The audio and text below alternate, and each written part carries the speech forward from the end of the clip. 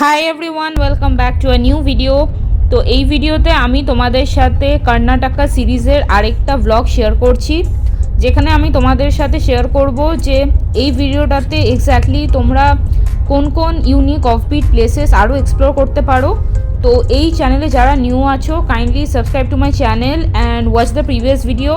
সেখানে আমি অনেক কটা অফবিট লোকেশন অলরেডি ডিসকাস করেছি এবং বানিয়েছি, এবং সেই জায়গাগুলো তোমরা কিভাবে রিচ করতে পারো সেটাও তোমাদেরকে ভালো করে এক্সপ্লেন করেছি। তো তোমরা যে এখানে জায়জান্টিক লাইট হাউসটা দেখতে পাচ্ছ এই সি বিচের মধ্যে, এই বিচটার নাম হলো কাপ্পু সি বিচ, এবং এই বিচটা হলো অফবিট কর্ণাটকা অথবা কোস্টাল কর্ণাটকার মধ্যে অবস্থিত। এবং এই ভিডিওটাতে আমি কাপ্পু লাইট হাউসের ভিডিওটা এক্সপ্লেন না করে আমি তোমাদেরকে বরঞ্চ এক্সপ্লেন করব এই হাউস বোটের চিপেস্ট এক্সপিরিয়েন্সটা তোমরা কি করে করতে পারো। চিপেস্ট ইন দ্য সেন্স এখানে কস্টটা খুবই কম, এবং অল্প সময়ের মধ্যে তোমরা কি করে প্রপার কেরালার ভাইবস পেতে পারো খুব কম খরচে, সেই সমস্ত জিনিস এক্সপ্লেন করব। তো ভিডিওটা অবশ্যই এন্ড অবধি দেখো জানার জন্য যে এই অফবিট লোকেশনটা এক্স্যাক্টলি কোথায়, এবং যারা যারা এই ভিডিও থেকে দেখে ইন্সপায়ার হয়ে জায়গাটাতে ঘুরতে যাবে, আমি রিকোয়েস্ট করব যে তোমরা একদমই জায়গাটা নোংরা করবে না, কারণ এই জায়গাটা ভীষণ অফবিট এবং খুব বেশি ভিডিও এর উপর নেই। মানে কোনো বাঙালি ব্লগার অ্যাটলিস্ট আমি চোখে পড়েনি যারা এই লোকেশানগুলোর উপর পার্টিকুলারলি ভালো করে ভিডিও বানিয়েছে কিংবা এক্সপ্লেন করেছে। তো এই ভিডিওটা দেখে যদি তোমরা বুঝতে পারো যে কীভাবে যেতে হয়, তাহলে কাইন্ডলি জায়গাগুলো নষ্ট করবে না। সো এখানে তোমরা দেখতেই পাচ্ছ যে প্রপার কেরালার ভাইবস এখানে পাওয়া যাচ্ছে, এবং না বললে হয়তো তোমরা এটা কেরালাই ভাববে, কিন্তু এই জায়গাটার প্রক্সিমিটি কেরালা থেকে খুব বেশি দূরে না। হ্যাঁ, অবশ্যই অনেকটাই দূরে, কিন্তু খুব বেশি দূরে না। ইন দ্য সেন্স আমি বলবো যে জিওগ্রাফিক্যালি এই দুটো প্লেস অলমোস্ট সেম, বরঞ্চ এই জায়গাটা আমার বেশি প্রিস্টিন না ক্লিয়ার লেগেছে। তো এখানে তোমরা দেখতেই পাচ্ছ যে একটা ওপেন ম্যানগ্রোভের ফরেস্টের মধ্যে আমি হাঁটাহাঁটি করছি, এবং পাশে পাশে তোমরা দেখতেই পাচ্ছ যে ছোট ছোট ম্যানগ্রোভ ফরেস্ট আছে। তো এখানে যে আইল্যান্ডটাতে আমরা গেছিলাম, এই জায়গাটার নাম হলো ডেল্টা বিচ। তো ডেল্টা বিচ থেকে এটা হলো ডেল্টা ম্যানগ্রোভ ফরেস্ট, সেই ডেল্টা ম্যানগ্রোভ ফরেস্টেই তোমরা এই জায়গাটা পেয়ে যাবে। তো ডেল্টা বিচ আসার ইজিয়েস্ট ওয়ে হচ্ছে, আমি এর আগে যে ভিডিওগুলো বানিয়েছি সেখানে আমি এক্সপ্লেন করে দিয়েছি যে তোমরা কিভাবে ইজিলি উডিপি আসতে পারো।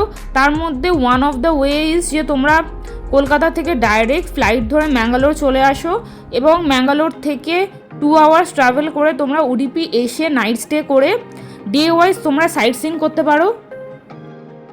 তো আমরা যে ওয়েতে এসেছিলাম সেটা একটু অফবিট হলেও, একটু রিমোট হলেও এটা কস্ট এফেক্টিভ ছিল, কিন্তু বেশ আমাদের অনেক কটা জায়গা দিয়ে এই জায়গাটাতে রিচ করতে হয়েছে। তো ফার্স্ট আমরা হাওড়া থেকে ব্যাঙ্গালোর চলে এসেছিলাম ভায়া এসএমভিভি এক্সপ্রেস।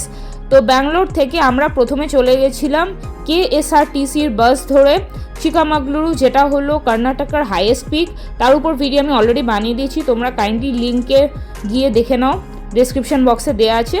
চিকামাগলুরু 2 দিন এক্সপ্লোর করার পরে আমরা লোকাল বাসের থ্রুতে উডিপি টাউনটা রিচ করেছিলাম। যদিও আমি রেকমেন্ড করব যে তোমরা কোনো প্রাইভেট ট্যাক্সি রেন্টাল বা হোটেলের সাথে কথা বলে তোমরা উডিপি আসো, কারণ ওই যে রুটটা আছে আমরা অতটা অ্যাওয়্যার ছিলাম না। আমরা ভায়া গুগল ম্যাপস দেখে এসেছিলাম যে ওখানে লোকাল বাসে খুব বেশি তোমরা ফ্যামিলি মেম্বার্স নিয়ে উঠতে পারবে না, কারণ ওখানে অনেক লোকাল ট্যুরিস্ট আসে, এবং আমাদের টিকিট কাটা ছিল, তা সত্ত্বেও বহু বাইরের মানুষরা ঢুকে গেছিলো। সো এইসব এক্সপিরিয়েন্স আনওয়ান্টেড যদি তোমরা না চাও, তাহলে তোমরা লোকাল বাস অ্যাভয়েড করবে। বাট লোকাল বাস এমনিতে খুব বেশি এক্সপেন্সিভ ছিল না, পুরো 7 আওয়ার্সের জার্নিটা আমাদের মাত্র 200 রুপিস লেগেছিলো পার পারসন। তো আমরা সেটা অপ্ট করে আমরা চলে এসেছিলাম। তো ডেল্টা বিচ এক্সপ্লোর করার জন্য তোমরা যে ফার্স্ট লোকেশানটায় যাবে, সেই লোকেশানটার নাম হলো ব্লু ফ্ল্যাগ বিচ। এটাকে বলা হয় পাডুবিদ্রি এন্ড পয়েন্ট, এবং এখানে তোমরা দেখতেই পাচ্ছ যে এটা একটা খুবই ক্লিন বিচ। তো এই লোকেশানগুলো যদি তোমরা এক্সপ্লোর করতে চাও, অবভিয়াসলি অটো এসব অ্যাভয়েড করবে। তোমরা উডিপি থেকেও এই জায়গাগুলো মোটামুটি 1.5-2 ঘন্টা লাগে রিচ করতে। তো যে ট্যাক্সি রেন্টালের সাথে আমরা এই ট্রিপটা করেছিলাম সেটা হোটেলে ভায়া বুক করেছিলাম। তোমরা যদি চাও তাহলে আমি তার নাম্বারটা দিয়ে দেবো, যাতে তোমাদের একটু ইজি হয় এই রুটটা করতে। তো এখানে তোমরা দেখতেই পাচ্ছ যে একটা প্রপার অ্যারাবিয়ান সির একটা ক্লিন ভিউ পাওয়া যাচ্ছে, এবং এখানে জায়গাগুলো কি সুন্দর পরিষ্কার ছিল। তো এখানে একটা চিলড্রেন্স পার্কও ছিল, তাছাড়া আশেপাশে অনেক জায়গায় মিনি কায়াকিং হচ্ছিল। যেদিন আমরা ভিজিট করেছিলাম, এটা তোমরা হয়তো না বললে বিশ্বাস করবে না যে এই টাইমটা ছিল উইন্টার সিজন। তারপরে আমাদের ড্রাইভার রেকমেন্ড করলো যে আরেকটা জায়গা ভিজিট করতে, সেটা হলো ডেল্টা বিচ, এবং সেখানেই আমি তোমাদের সাথে শেয়ার করব ইউনিক এক্সপিরিয়েন্সটা, যেখানে তোমরা এই চিপেস্ট হাউস বোটটাও এক্সপিরিয়েন্স করতে পারো, আর তাছাড়া এক্সপিরিয়েন্স করতে পারো সেই ম্যানগ্রোভ ফরেস্টের ভিউটা, এবং এর সাথে আমরা করব কায়াকিং খুবই কম পয়সায়। তার সমস্ত ডিটেলস নাম্বার আমি ডেসক্রিপশানে দিয়ে দিচ্ছি। তোমাদের যদি কোনো ডাউট থাকে তোমরা আমার ইনস্টাগ্রামে ফলো করতে পারো, হাইলাইটসগুলো চেক করতে পারো, এবং আমাকে কমেন্টে এবং ইনবক্সে জানাতে পারো যদি তোমাদের কোনো ডাউট থাকে। আমি সমস্ত ডিটেলস দিয়ে দেবো এবং হেল্প করবো যাতে তোমরা এই ট্রিপটা করতে পারো। তো এখন অবধি তোমরা দেখতেই পাচ্ছ যে আমরা যে জায়গাটায় পৌঁছে গেছিলাম, এই জায়গাটার নাম হচ্ছে ডেল্টা বিচ, এবং ডেল্টা বিচ থেকে এখানে আমরা একটা বোট ধরেই আমরা যাব হচ্ছে সেই ডেল্টা ম্যানগ্রোভ ফরেস্টের দিকে। তো এর আগে যে লোকেশনটা তোমাদের সাথে শেয়ার করলাম সেটা হলো ব্লু ফ্ল্যাগ বিচ, এবং সেই ডে ওয়াইজ ট্রিপের মধ্যে ফার্স্ট লোকেশন ওটা পড়ে। তাছাড়া ডেল্টা বিচের মধ্যে এই জায়গাটার নাম যেহেতু বেসিক্যালি ডেল্টা ব্যাকওয়াটার, তো ব্যাকওয়াটারটা বলা হয় কেন বুঝতেই পারছো, যে সমুদ্র থেকে আর নদী মিশে যে সামুদ্রিক জলটা অ্যাকুমুলেট হয় সেটাই এখানে হাউসবোটের মতো এখানে লোকেরা ওই জায়গাগুলোকে ট্রিট করে, এবং সেখানে নানা রকমের কায়াকিং এবং রিভার অ্যাক্টিভিটিসও হয়। তো এখানে যে তোমরা হাউস বোটটা দেখতে পাচ্ছ পিছনে দাঁড়িয়ে আছে, এখানে কিছু মানুষ অলরেডি ছিল। সো এখানে বেস্ট এক্সপিরিয়েন্স করার ওয়ে হচ্ছে যে তোমরা আমার দেওয়া কন্ট্যাক্ট নাম্বারটাতে কন্ট্যাক্ট করে, বা তোমরা এখানে এসেও তাদের সাথে কন্ট্যাক্ট করতে পারো। তো এখানে রিভার ওয়েভস বোটিং সেন্টার, তাদের ভায়া যদি তোমরা কায়াকিং করো, আই এম ড্যাম শিওর যে তোমরা ম্যানগ্রোভের প্রত্যেকটা পার্ট খুব ভালোভাবে এক্সপ্লোর করতে পারবে। তাছাড়া ওরা অ্যাসিস্ট করবে আশেপাশের অফবিট লোকেশনগুলো এক্সপ্লোর করার। তো এখানে তোমরা ভিউটা দেখে বুঝতেই পারছো যে কীরকম অসাধারণ একটা জায়গা। তো এরপর আমাদেরকে মোটামুটি লাইফ জ্যাকেট পরিয়ে দেওয়া হয়েছিল, এবং কিছুক্ষণ ট্রাভেল করার পরেই আমরা জলের মধ্যে দিয়ে পৌঁছে গেছিলাম এই রিভার ওয়েভস বোটিং সেন্টারের থ্রুতে কায়াকিং স্পটে। তো এখানে আমরা করব কায়াকিং। তো এখানে তোমরা দেখতেই পাচ্ছ যে ওয়াটার লেভেলটা খুব একটা বেশি গভীর ছিল না, এবং এখানে কায়াকিং করতে তোমাদের আই এম ড্যাম শিওর খুবই অ্যামেজিং লাগবে। কিন্তু আমার একটা সমস্যা হচ্ছিল যে বোটটা আমার ফেসে গেছিলো স্যান্ডের মধ্যে, কারণ কায়াকিং করার জন্য আইডিয়াল কন্ডিশন হচ্ছে যদি তোমরা একটু ওয়াটার লেভেল যেখানে ডিপ সেখানে থাকো। তো আমি যেখানে ছিলাম সেখানে ওয়াটার লেভেল খুব একটা ডিপ ছিল না, এবং যেহেতু শোরের সামনেই ছিল, হাঁটু জল ছিল, তার জন্যই জায়গাটা ফেসে যাচ্ছিলো এবং এখানে বোটটা এগোচ্ছিল না। তাও কিছুক্ষণ স্ট্রাগল করার পরে আমার বোটটা এগোলো। তো এই কায়াকিংটা যদি তোমরা করতে চাও, kindly contact river boats kayaking service. ওরা তোমাদেরকে খুবই সেফলি এই কায়াকিং জিনিসপত্রগুলো করাবে এবং শেখাবে, এবং ওরা খুব ভালোভাবে শেখায়, ইনস্ট্রাকশান দেয় যাতে তোমরা নিজেরাই সমুদ্রের মধ্যে করতে পারো কায়াকিংটা। এখানে আমাদের সাথে যেই কলিগস গেছিলো তোমরা হয়তো দেখতেই পাচ্ছ যে উনি খুব ভালো কায়াকিং করছিল এবং মাঝ সমুদ্র অবধি এগিয়ে গেছিলো। এখানে সমুদ্র বলতে এটা যেহেতু ব্যাকওয়াটার, খুব বেশি জল নেই, হাঁটু জল অবধি। সো এখানে তোমরা দেখতেই পাচ্ছ এই যে হাঁটু জল অবধি সবাই হাঁটতে পারে, এবং জায়গাটাও খুবই ব্যাপক ছিল। এটা না দেখলে তোমাদেরকে আমি বোঝাতে পারবো না যে কত অ্যামেজিং ছিল জায়গাটা।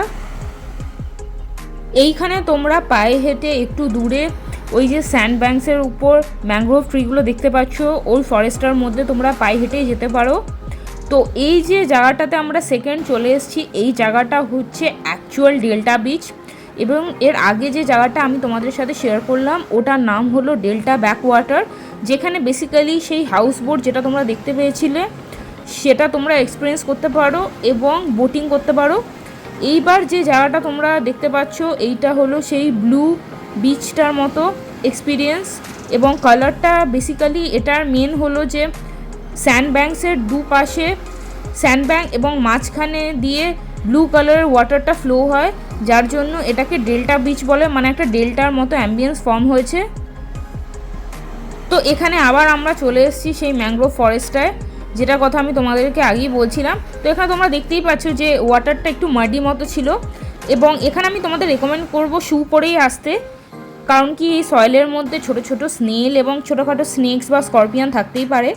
কিন্তু আমরা যেহেতু ওই জায়গাটাতে খুব অল্প সময় ছিলাম এবং আমরা দেখে নিয়েছিলাম যে ওয়াটারটা ক্লিয়ার ছিল এবং খুব একটা ইনসেক্ট কিছু ছিল না, ছোটোখাটো পিঁপড়ে এইসবই ছিল। সো সেটাকে মানে অতটা পাত্তা না দিয়ে আমরা ওই স্যান্ড ব্যাঙ্কের উপর হেঁটে হেঁটে যাচ্ছিলাম। এবং ট্রাস্ট মি গাইস, এরকম জায়গা আমি কাছাকাছি কোথাও দেখিনি। সুন্দরবনেও তোমরা এরকম নেবে হাঁটতে পারবে না ম্যানগ্রোভ ফরেস্টের মধ্যে, কিন্তু এখানে তোমরা হাঁটতে পারবে। তো এখানে তোমরা ঘুরে ঘুরে ভিতরে কিছু ফটোশ্যুটও করতে পারো। এবং যেদিন আমরা গিয়েছিলাম সেদিন তোমরা দেখতেই পাচ্ছ যে আমি পুরো ভিজেও গেছিলাম এবং রোদটাও খুব চড়া ছিল। তো এটা আমি না বললে তোমরা বিশ্বাস করবে না যে এটা ছিল প্রপার উইন্টার সিজন। তো সাউথ ইন্ডিয়াতে উইন্টার সিজন বলতে কিছু হয় না, তবু উড়িষ্যা বা তামিলনাড়ুতে একটু একটু তোমরা বা হায়দ্রাবাদ এইসব জায়গায় স্লাইট তোমরা উইন্টারে কিছু ভাইবস পেতে পারো। কিন্তু এই কোস্টাল কর্ণাটকাতে বা গোয়া এইসব জায়গাতে কোনো রকমই সোয়েটারের কোনো দরকার হয় না। এবং এখানে তোমরা দেখতেই পাচ্ছ এখানে হালকা উইন্ডি হয় আর তার সাথে হট সামার্স হয়। তো গরমকালে তোমরা এইসব জায়গা ভিজিট করার চেষ্টা না করে তোমরা ট্রাই করবে উইন্টারে আসতে। তো এখানে তোমরা দেখতেই পাচ্ছ এই যে ভিউটা আমি তোমাদের সাথে শেয়ার করলাম, এই যে বিচটা আছে এটার নাম তো ডেল্টা বিচ। এবং ডেল্টা বিচ থেকে তোমরা বলতে পারো ওই ডেল্টা ব্যাকওয়াটার ওই 10 মিনিট দূরে, মানে এই পার ওই পার বলতে পারো। তো আমরা ভেবেছিলাম যে ওখানে হয়তো কোনো মানুষজন থাকবে না। এবং এখানে সবথেকে ইউনিক ব্যাপারটা হলো যে এখানে স্যান্ডটা কালারটা তোমরা দেখতেই পাচ্ছ পিওর হোয়াইট। এরকম স্যান্ড তো শুধুমাত্র নীল আইল্যান্ডে দেখা যায় আন্দামানে, এবং মালদ্বীপ লাক্ষাদ্বীপ ওই সব জায়গায় দেখা যায়। তো গাইস একটা জিনিস আমি তোমাদেরকে বলতে চাই যে এই চ্যানেলে যারা যারা আছো তাদেরকে এই ভিডিওটা রেসপেক্ট আমি বলতে চাই যে কম বাজেটের মধ্যে যদি তোমরা লাক্ষাদ্বীপ দেখতে চাও তাহলে এই ব্লু ফ্ল্যাগ বিচটা তোমরা অবশ্যই দেখবে, যেটা আমি ভিডিও স্টার্টিংয়ে দেখিয়েছিলাম। এবং এই বিচটা এটার নাম হলো ডেল্টা বিচ। তো যাওয়ার সময় আমি তোমাদেরকে ওই ক্লিপটা শেয়ার করিনি যেটা আমি এখন শেয়ার করছি। এই যে হাউস বোটটা তোমরা দেখছিলে, এরকমই রাস্তা থ্রু দিয়ে মোটামুটি 30 মিনিট ট্রাভেল করার পরে তোমরা এই ম্যানগ্রোভ ফরেস্টটাতে রিচ করতে পারো। তো এটা হলো সেই জিপটা যেটার কথা তোমাদের বলছিলাম, অথবা লঞ্চ, যেটাতে আমরা 5 জন মেম্বার ছিলাম। এবং এখানে সেই ফরেস্টের মধ্যে সেই রিসোর্টগুলোর কথা বলছি তোমাদের, যেটা মানে এখানে মানুষরা থাকে এই ফরেস্টটার মধ্যে। মানে যদি তোমরা নাইট স্টে করতে চাও এগুলো খুবই কস্টলি এবং এটা কর্ণাটকা ট্যুরিজমের থ্রুতেই বুক করতে হয়। তো এখানে ওই যে লঞ্চটা পিছিয়ে পিছিয়ে আছে এবং তোমরা দেখতেই পাচ্ছ আমি কনফিডেন্টলি মোটামুটি ছিলাম, কারণ এখানে ডুবে যাওয়ার কোনো ভয় নেই। আর দেখে মনে হচ্ছিল না সমুদ্রের মধ্যেই মানে আমরা দাঁড়িয়ে আছি। বাট এটা একটা ব্যাকওয়াটার এবং এখানে জলের ডেপটা খুব বেশি নেই। তো গাইস এই যে সেই কায়াকিং এক্সপিরিয়েন্সটা এখানে তোমরা দেখো, আমি ফাইনালি এগিয়ে গেলাম এবং I am feeling super proud of myself. কারণ স্টার্টিং থেকে কায়াকিং যখন আমি করছিলাম আমি অনেকক্ষণ ফেসেছিলাম ওই স্যান্ডটাতে, যেটা আমি তোমাদের বললাম যে যদি অল্প জল হয় তাহলে তোমরা খুব ইজিলি ওই জায়গাটায় ফেসে যাবে এবং ওখান থেকে বের করাটা একটু মুশকিল। মানে কাদায় যদি ঢুকে যায় বা স্যান্ডে যদি ঢুকে যায় তাহলে বোটটা একদমই মানে সামনের দিকে এগোয় না। তো এই কায়াকিংটা তোমাদের তখনই ভালো লাগবে যখন তোমরা জলে মোটামুটি এগোতে পারবে। তো এখানে তোমরা দেখতেই পাচ্ছ যে আমি অনেকটা ডিস্টেন্স এগিয়ে গেছিলাম। এবং আরেকটা জিনিস তোমাদের সাথে শেয়ার করে দিই, যখন তোমরা এখানে বোটিং করে যাবে তোমরা মাঝ রাস্তায় অনেক কিছু মাইগ্রেটরি বার্ডস দেখতে পাবে, যার জন্য তোমরা আমার চ্যানেলটা সাবস্ক্রাইব করো। আমি রিলে ছোটো ছোটো গ্লিম্পস শেয়ার করে দেবো যে আমরা কী কী দেখেছিলাম। এবং এখানে মুক্ত এক্সট্রাকশন করা হচ্ছিল, মানে যখন আমরা এখান দিয়ে মাঝখান দিয়ে যাচ্ছিলাম তখন আমরা দেখেছিলাম অনেকেই এই জলের মধ্যে যে সাইড দিয়ে তোমরা দেখতে পাচ্ছ যে পিছনে 2 জন মানুষ হেঁটে যাচ্ছে, এরা বেসিক্যালি সেই মুক্তগুলোকে কালেক্ট করতে এসছে এবং সেটা ফাইনালি প্রসেস করে ডিফারেন্ট পার্ল ইন্ডাস্ট্রিতে চলে যায়। তো এটা তোমরা দেখতেই পাচ্ছ যে এটা কেমন ইন্টারেস্টিং একটা জায়গা। এবং আবার দেখতে পাচ্ছ তোমরা যে আমি পুরো ফেসে গেছি এবং আমি ডাইরেকশানটা ভুলে গেছিলাম। এখানে আমার ঠিক খেয়াল ছিল না যে কোন দিকে করলে আমি ব্যাকে যাব। সো এখানে তোমরা যখন ইনস্ট্রাকশান দেবে তখন তোমরা একটু ভালো করে শুনে নেবে যাতে তোমরা নিজে ভালো করে বুঝতে পারো এবং নিজে ব্যাকে আসতে পারো। তাছাড়া তোমরা হেঁটে তো ফিরতেই পারো, কারণ কি এখানে হাঁটু জল অবধি ডিস্টেন্স, তো খুব বেশি না। তো এর সাথে ভিডিওটা তোমাদের কেমন লাগলো আমাকে কমেন্টে অবশ্যই জানাও এবং এই ভিডিওটা শেয়ার করো with your friends and family and subscribe to my YouTube channel. এরপরে আমি তোমাদের সাথে নেক্সট ভিডিওতে শেয়ার করব আমার এই বিচটার এক্সপিরিয়েন্স, যেটার নাম হলো কাপ্পু সি বিচ, এবং এখানেই তোমরা পেয়ে যাবে এই জাইজান্টিক লাইট হাউসটা। তাছাড়া এই জায়গাটাতে তোমরা আগে গিয়েছো কি না আমাকে কমেন্টে অবশ্যই জানাও, এবং ভিডিওটা ভালো লাগলে kindly subscribe to my channel and do share this video with your friends and family. কমেন্টে অবশ্যই জানাও যে তোমাদের কোন পার্টটা বেস্ট লেগেছে।